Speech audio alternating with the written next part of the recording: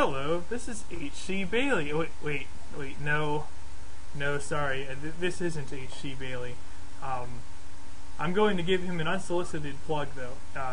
He's probably my favorite Let's Player on all of YouTube. He does a different genre from what I'm doing right here, but if you guys are interested in any of the role-playing games like Final Fantasy or Chrono Trigger Let's Plays, I've been really impressed with H.C. Bailey's work, so, you know, I figured I'd mention that there. And no, he didn't ask me to do that. He's just awesome. A multitude of rulers is not a good thing. Alright, finally, I have monarchy. One king. I like spiritual sometimes. Like, when it saves me anarchy. And of course, now I don't need monarchy as much because I have the calendar resources all over the place. And I haven't even hooked one of them up yet. See, this looks kind of bad, but it really isn't. Like, most of these are crappy lower level text that I can get really easily if I need them or want them. What I do want to do soon, though, is produce a settler. Do I skimp on military to do it? Yes. But I'll put a turn into like an axe or something first. Let myself grow.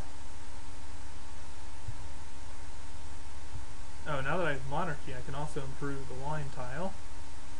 Oh, and I also got a wine instantly. I was wondering where the happiness was coming from. It's because I settled on top of wine, which gives you access to the resource automatically.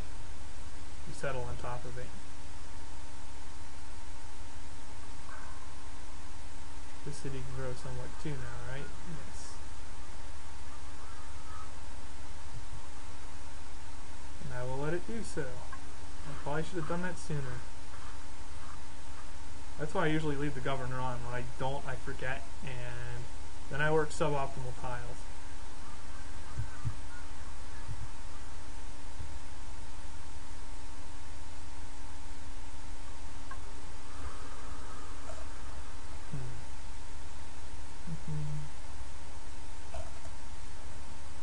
I think I decided this would be a military city. But first I'm just going to put a garrison, because it's going to grow pretty quickly.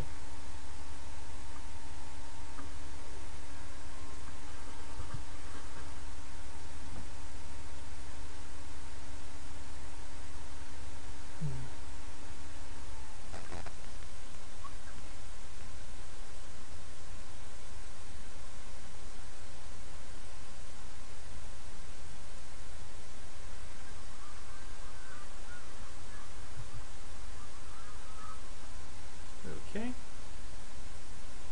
Yeah, I suppose I'll just finish up putting the cottages in the capital as well.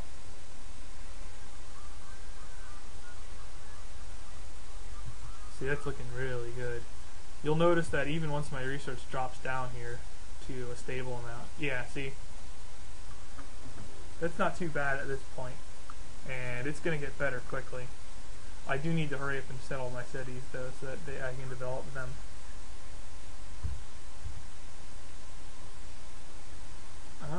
Okay, that's the last AI.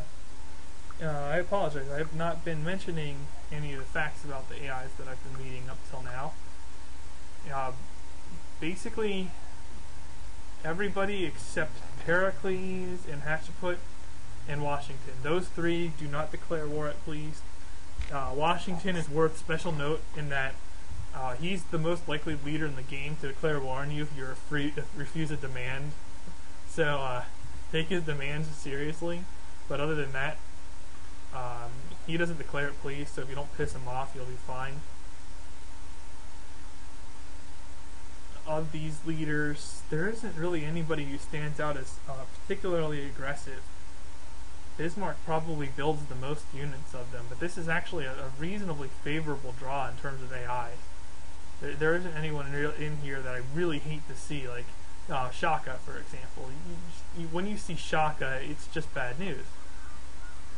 But, you know, he's not here, so that's good. Or no Ragnar, or Alex, or Montezuma. those guys that declare war are pleased, and they have very high chances of declaring war at pretty much any disposition but friendly. It's just not fun to have them around. Okay. I can go one of two routes here. I can gun for the religion, which isn't too important on its own, but philosophy is a great trade tech, and it's on the way to liberalism. Or I can go for civil service. I'm going to take this route, because I have a lot of good commerce in the capital already. Let's see what I can get. Not a whole lot. You know what I'm going to do actually? I'm going to trade for a minuscule amount of gold and archery. You know, fine, and the rest. That's, well, I don't really care about poly. Yeah, you know what? Actually, I'll take it too. I seem to be able to get away with running religion here. So actually, before I even do civil service, I'm going to take a real short trip to monotheism and run organized religion, get Buddhism in all my cities, and I'll be able to build structures more rapidly. That should be a worthwhile investment. It's pretty much the same effect as having a forge. It's really good when you have organized religion. Well, when building buildings, it's the same as effect as a forge. Alright, I'm going to go ahead and clear out all this jungle. Yeah, I have more than enough workers now. That's good. You want to err on the side of too many workers rather than too few, as a rule.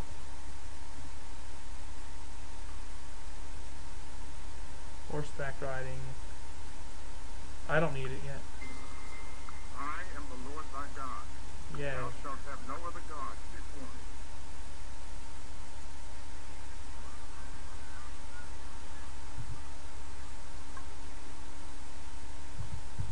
Yeah, I just don't want the jungle to spread at this point. I'm just going to clear it. That, and I'm not like losing workers for anything else because I have enough turns.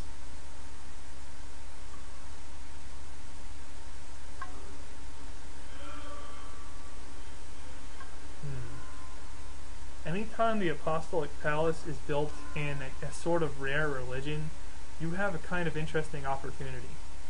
Essentially, if that happens, you can, if you capture it and the other people like you, which is quite likely since if it's built in a heathen religion, their person's probably getting dogpiled, you can use the Apostolic Palace to win the game. That's not too uncommon. And shoot, that's not good. Yeah, there's a small chance a barbed galley will spawn there because I moved. I didn't realize that that would clear the fog like such.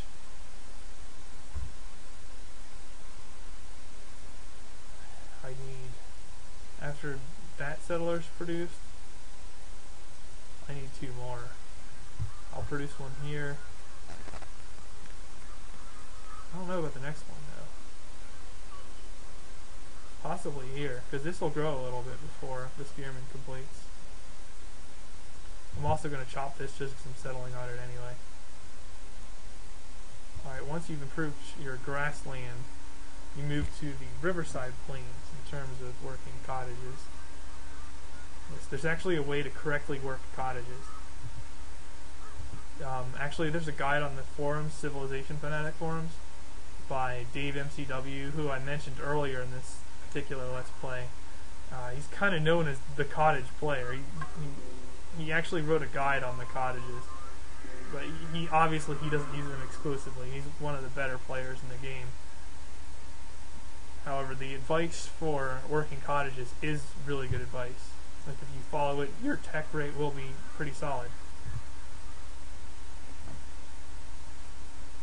But it's a little more in depth than I care to get into on here.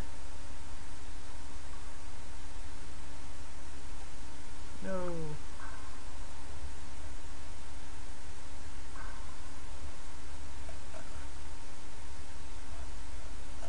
Yeah, this is more of a hammer-oriented city. If you have a lot of commerce, a market is superior to a courthouse in terms of making you money. But in this case, I don't have a lot of commerce in that city, so no. I am going to go with the courthouse. But like, for example, in this city, I probably want the courthouse. I mean, not the courthouse, the market first. Plus the market gives you higher caps too. What I really care about in this city is cottages. See, you know what? A one pop whip's okay because it's gonna remove a basically a kind of a junk tile right now. I don't really care about the mines a whole lot. I just want to be on the cottages. I'll need the mines if I get declared on or something though.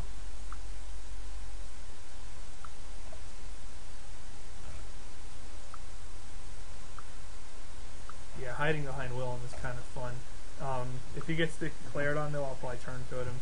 But it looks like I'm out of time, so I will see you guys next time on Let's Play Civilization 4.